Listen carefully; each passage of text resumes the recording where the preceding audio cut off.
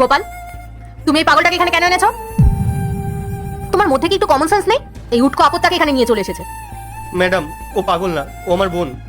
ওর অপারেশনের জন্য বেশ কিছু টাকার দরকার ছিল, সেই কারণে এখানে ওকে নিয়ে এসেছিলাম। যদি আপনারা কিছু সাহায্য করতেন খুব ভালো হতো। শোনো, আমাদের বাড়িটা কোনো দাতব্য সংস্থা নয়, বুঝেছো? আর এই বিদঘুটে জঞ্জালটাকে আমাদের বাড়িতে ঢোকানোর সাহস কি করে হলো তোমার? দেখতে পাচ্ছ না কেমন লালা ফেলছে? ছি, মানে তুমি কি তোমার জ্ঞানটা হারিয়ে ফেলেছো? মানে কি ভেবেছো যখন যাকে ইচ্ছা হবে তুমি এই বাড়িতে নিয়ে চলে আসবে? আমি তোমাকে শেষবারের মতো বলছি গোপাল, এরকম লোকজনকে একদম আমাদের বাড়িতে আনবে না। এই ছাড় ছাড় ছাড়, খবরদার একদম আমার গায়ে হাত দিবি না। গোপাল কামড়াতে আসছিল? না না ম্যাডাম। এই পাগল, এক্ষুনি আমার বাড়ি থেকে বেরিয়ে যা, বেরিয়ে যা। কি হলো?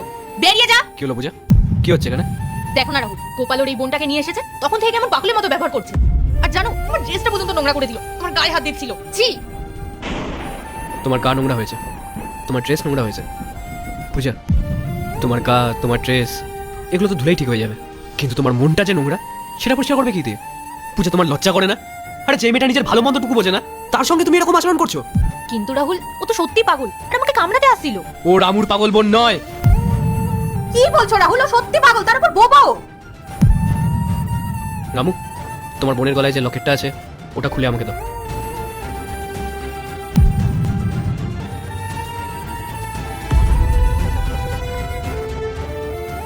এনো পূজা, তোর এটা দাও।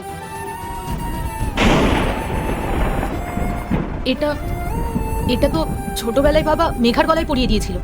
1 মাস আগে আমি রামুর বাড়িতে গেছিলাম, আর সেদিনকে আমি ওর গলায় এই লকেটটা দেখি।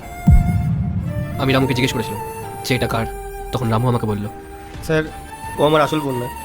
স্টেশনে একদিন কাঁদতে দেখেছিলাম, তাই ওকে বাড়িতে নিয়ে এসেছিলাম স্যার। সেদিনকেই আমি সব কিছু বুঝতে পেরেছিলাম, কারণ এই সেম লকেটটা আমি তোমার কাছেও দেখেছিলাম। তুমি আমাকে বলেছিলে পূজা যে ছোটবেলায় তোমাদের বাবা অনেক ভালোবেসে তোমাদের 2 বোনকে এই লকেটটা দিয়েছিল। ওর হাতে একটা জন্মদাগও ছিল।